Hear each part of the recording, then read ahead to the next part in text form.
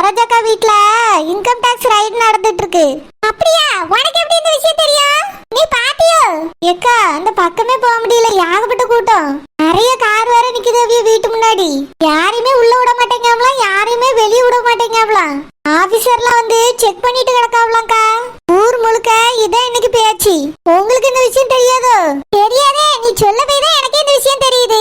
ஒருத்தி போன் போட்ல இந்த விஷயத்தை சொல்லாம விட்டுட்டால்வே. அந்த சரோஜா மாதிரி ஆளுக்கெல்லாம் இப்படிதான் நடக்கும். திடீர்னு ஊருக்குள்ள பணக்காரி ஆயிருக்கா பத்தியா? எல்லாருக்கும் சந்தேகம் வந்திருக்கும். நம்மளும் தான் கஷ்டப்பட்டு உழைக்கிறோம், இந்த அளவுக்கு பணக்காரி ஆயிரியும். இன்னைக்கு நாங்க பரம்பரையா பணக்காரவியதான். என் புருஷன் என்ன இவ்வளவு பெரிய வீடியோ கட்டி இருக்காரு. இவன் எங்கதான் போய் திருநாளும் கொள்ளையடிச்சாலும் தெரியல, இவ்வளவு பெரிய வீட்டை கட்டி வச்சிருக்கா. இன்னைக்கு வேணா பாரு, இன்கம் டாக்ஸ் ரைடு நடந்து முடிஞ்ச உடனே எல்லாத்தையும் புடிக்கிட்டு போறாவே. அப்புறம் ஒரு மாளிகை மாதிரி வீடு கட்டி வச்சிருக்காளே, அந்த வீட்டை இடிச்சு தரமட்டமாக்க போறாவே. மறுபடியும் அந்த ரோட்டு கடையில நின்னு இலையதான் பறக்க போறா பாரு. ஏக்கா ஊருக்குள்ளே எல்லாரும் அப்படிதாக்கா பேசிக்கிட்டியாவ, புடிங்கிட்டு போயிருவாவன்னு. அப்படின்னா சரோஜாக்கா நியாயமா சம்பாதிக்கலையோ? நான் அப்பவே நினைச்சேக்கா, சீட்டு பணம் பிடிச்சிட்டு இருந்தவ பத்தியலா எங்க கிட்ட இருந்து அவ்வளவு பணத்தை கொள்ளையடிச்சிருக்காவ. அதுலதான் இவ்வளவு பெரிய அரண்மனை மாதிரி வீட்டை கட்டி இருக்காவக்கா. அதுக்கெல்லாம் கணக்கு இருக்காதுல்ல, கண்டிப்பா எல்லாத்தையும் புடுங்கிட்டு தான் போறாவ. நாங்க உழைச்சு சம்பாதிச்ச ரூபாக்கா சீட்டு பணம் மாசம் அவ்வளோத்தையும் புடுங்கிட்டாவ.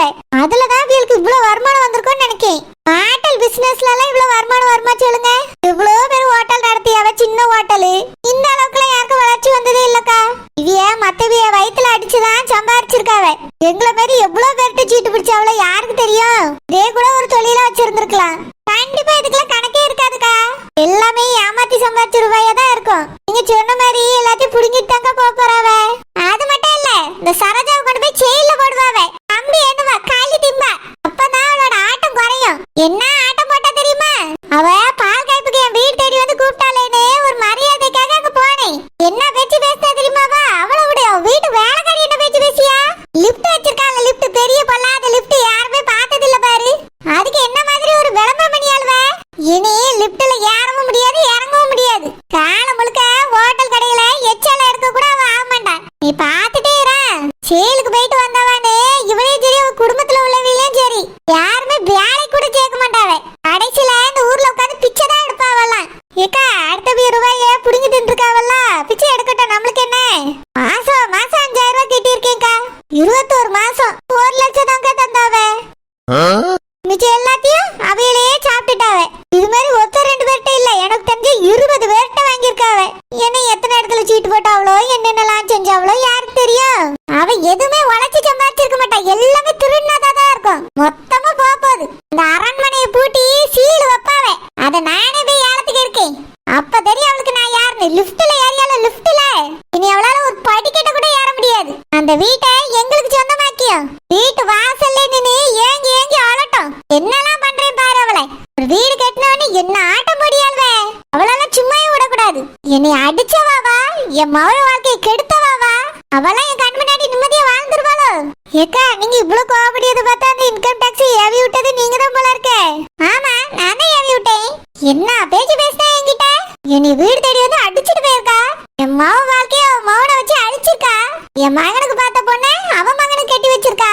அவளை சும்மாவா விட முடியும்? அதான் இன்கம் டாக்ஸ் ஆபீசருக்கு போன் பண்ணி வீட்டுக்கு போக சொன்னேன். இப்ப மொத்தமா புடிங்கிட்டு போகுது. உட்காந்து கதர்வா, அப்ப தெரியும் அவளுக்கு நான் யாருன்னு.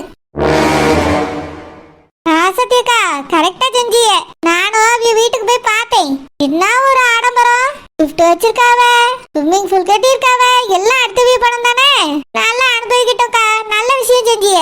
சரிக்கா இந்த விஷயத்த சொல்லத போன் பட்டனை வைக்கட்டுமா? சரி வை. ஸ்வீட் செஞ்சு இன்னைக்கு இந்த விஷயத்த கொண்டாடியே ஆகணும். ஒரு வீடு கட்டின உடனே என்ன ஆட்டம் படியாள்வே. மொத்தமா இப்ப புடிங்கிட்டு போறானுவே. இனி ஆடுவாளா அவ? முன்னாடிலாம் பம்மி தான் பேசணும். அவ வீட்டை நான் ஏத்துக்கு எடுக்கேன். அதுக்கு பிறகுதானே தெரியும் நான் யாருன்னு அவளுக்கு. சும்மாயே விட மாட்டேன் அவளை.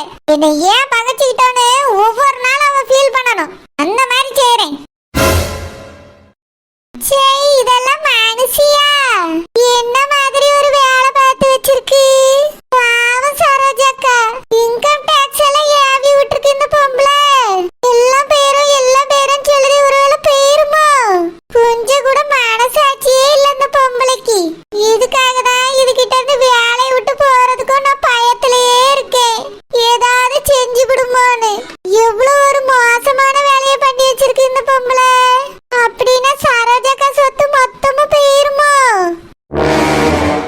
சாரி மேடம், உங்க கணக்கு வழக்கு எல்லாமே கரெக்டா தான் இருக்கு.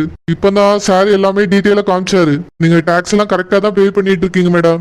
நாங்க தான் ஒரு தப்பான இன்ஃபர்மேஷன் வச்சுட்டு இங்க வந்துட்டோம். Sorry madam. Sorry sir. Sorry சொல்லிட்டா எல்லாம் சரியா போயிருமா? ரூம்ல போட்டு அடைச்சதுனால எவ்வளவு பிரச்சனை தெரியுமா? எங்க அம்மா தலை சுத்தி விழுந்துட்டா.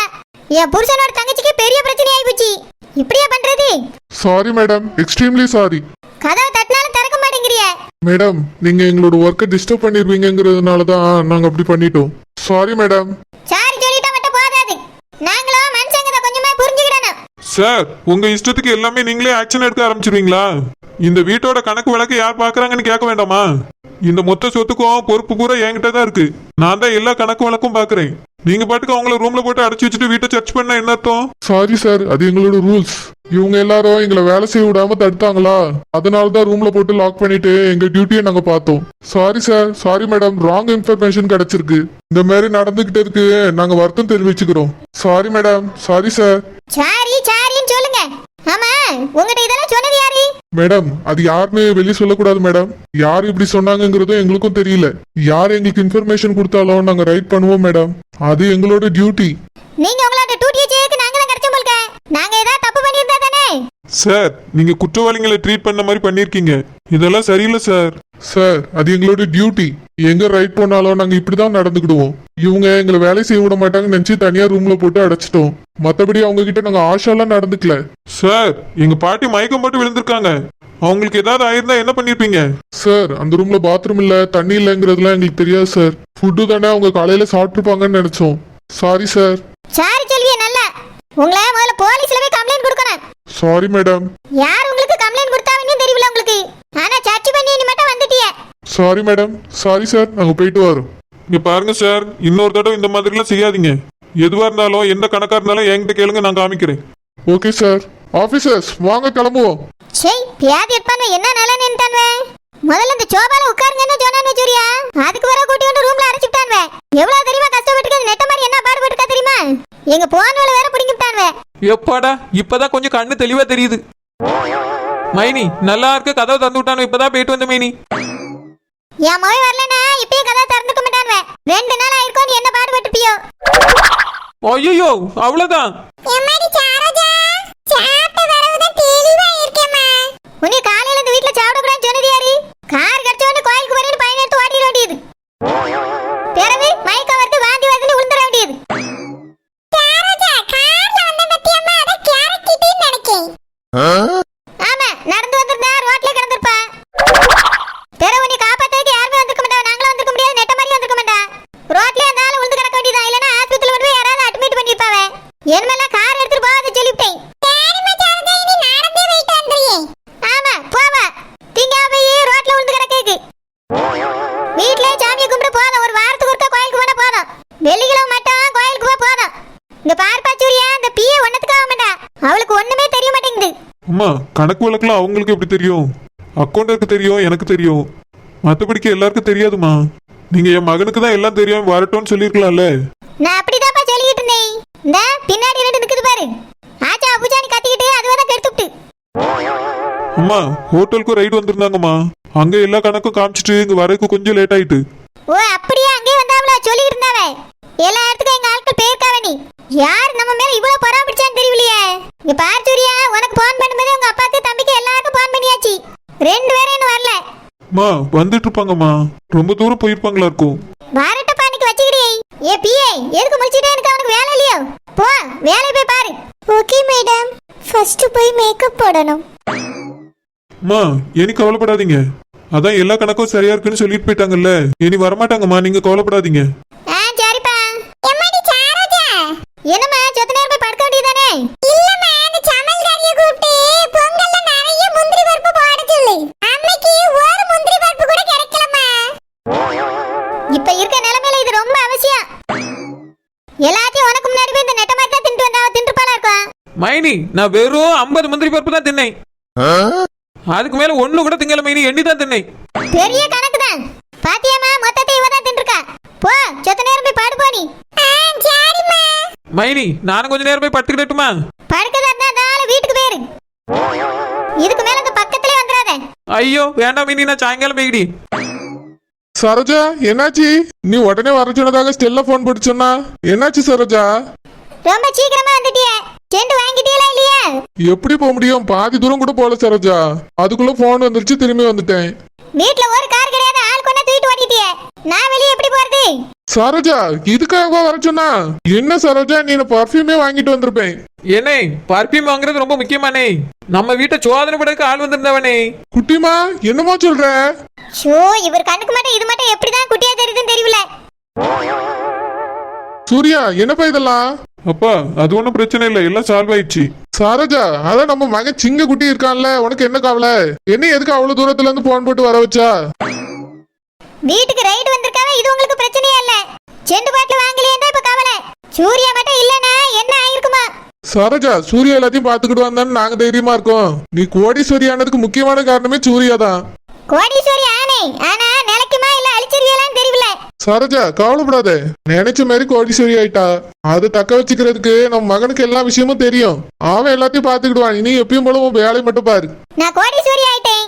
என்னைய கடத்தரப்பு விழாவுக்கு கூடியவ, ஃபங்க்ஷனுக்கு தலைமை தாங்கக்கு கூடியவ.